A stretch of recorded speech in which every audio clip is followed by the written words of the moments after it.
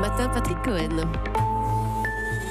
À la une ce matin, un conflit verrouillé à double tour au 12e jour de blocage. 2 des 3 syndicats de surveillants rejettent les propositions de la garde des Sceaux. Signe d'un profond malaise dans les prisons, mais aussi effet de surenchère syndicale, nous dira Salomé Legrand. Et dans un quart d'heure, la ministre Nicole Belloubet en direct sur Europe 1. Comment compte-t-elle rétablir l'ordre et la confiance? La Seine toujours en crue, près de 400 personnes évacuées en région parisienne. Les musées du Louvre et d'Orsay sous surveillance. 2 lycées de Marseille vont tester la reconnaissance faciale pour contrôler les entrées et sorties.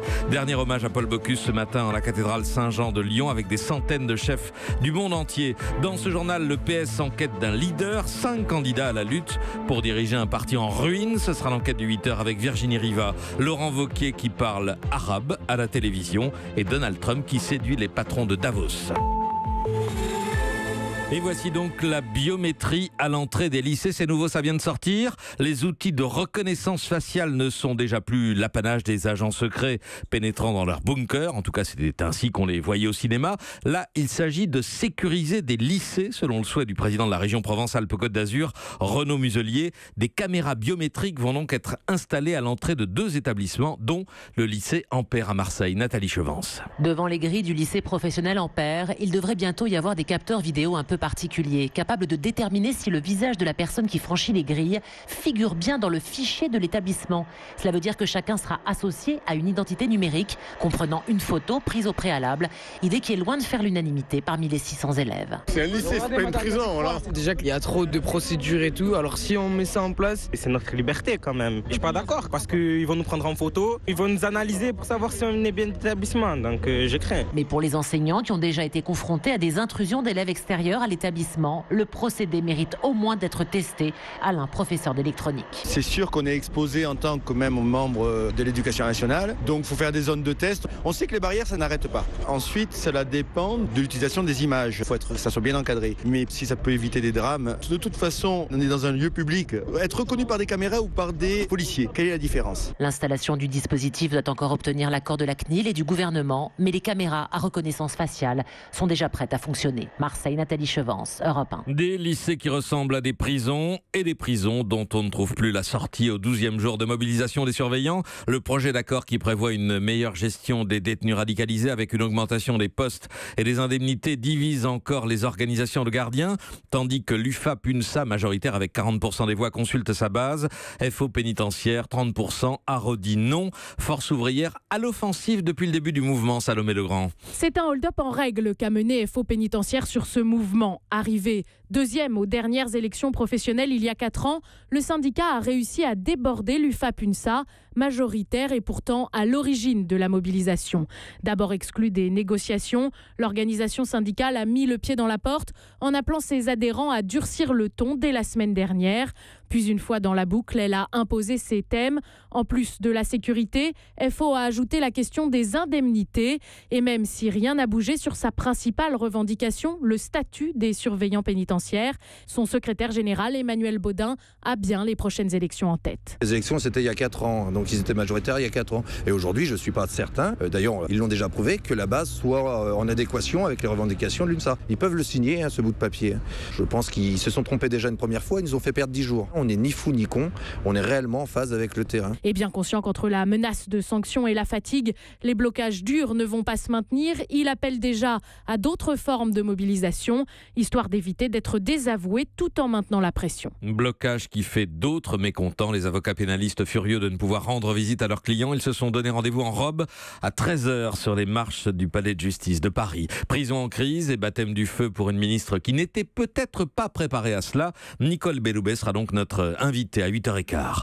La Seine continue de monter à Paris. On attend un maximum de 6,20 m, niveau comparable à la dernière crue de juin 2016, mais très loin des 8,60 m de la crue historique de 1910. Dernier bilan en Ile-de-France, 395 personnes évacuées, notamment dans le Val-de-Marne et notamment à Joinville-le-Pont, où pourtant les sinistrés pensaient pour une fois pouvoir échapper aux dégâts. C'est raté. La vanne, toute neuve et très chère, construite l'automne dernier, ne fonctionne pas, Pauline Jacot. Le long de la Marne, en plein milieu de la ville, l'immense vanne de 45 tonnes reste immobile. Elle pourrait faire baisser le niveau de l'eau d'au moins 40 cm.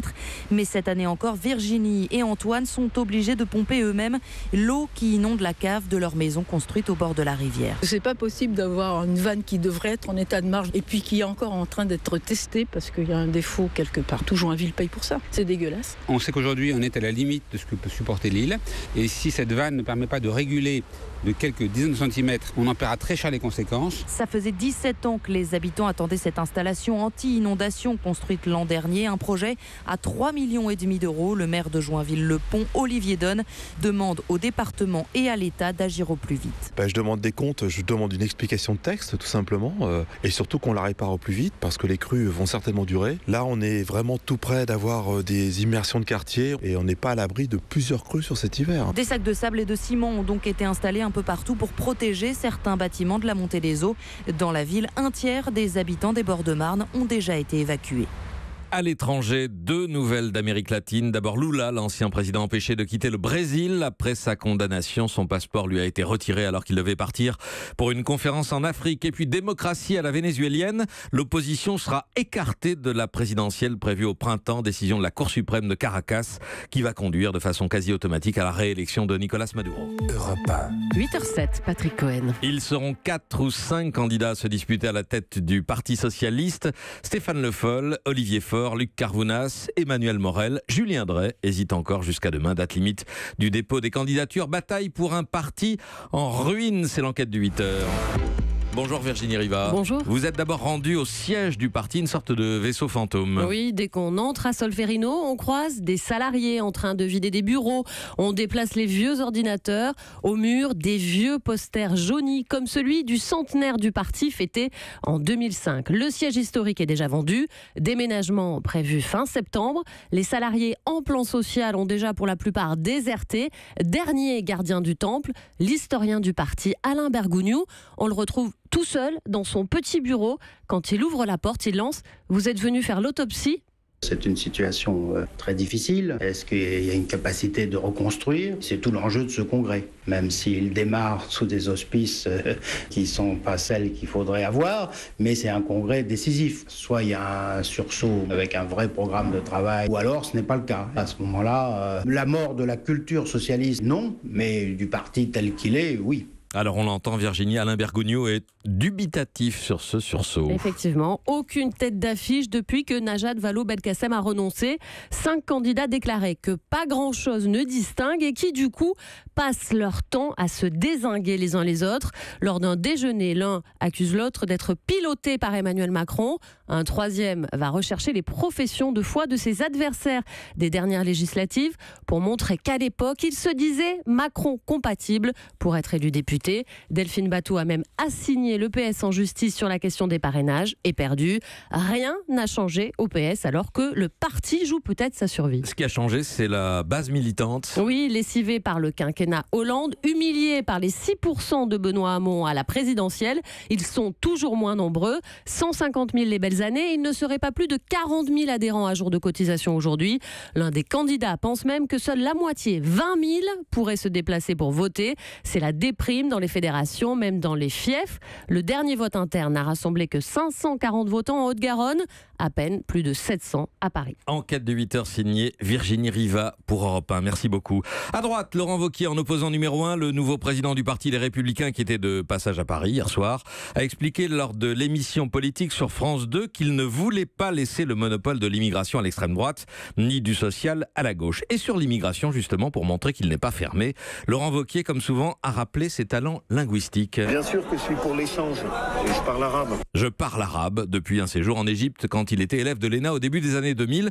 Alors à force de le répéter, le président des Républicains a été mis au défi en fin d'émission. Et voici les 3 phrases qu'il a pu aligner. D'abord ceci. Ahlan wa sahlan. Vous savez ce que ça veut dire?